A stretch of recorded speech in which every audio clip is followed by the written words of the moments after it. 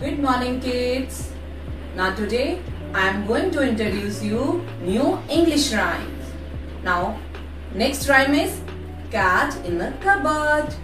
Now listen to mom very carefully. A, B, C.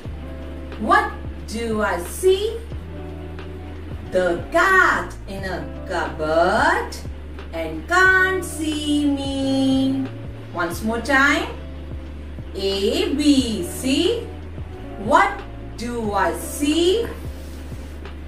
Cat in the cupboard and can't see me. Now next rhyme is 1, 2, buckle my shoe. Now listen to me. 1, 2, buckle my shoe. 3, 4, shut the door.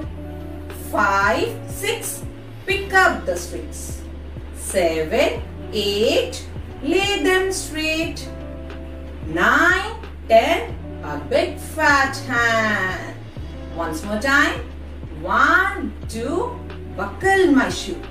3, 4, shut the door. 5, 6, pick up the sticks.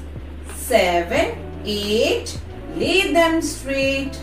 9, 10, a big fat hand. Now it's done. You have to learn it and practice it daily. Till then, bye-bye and take care.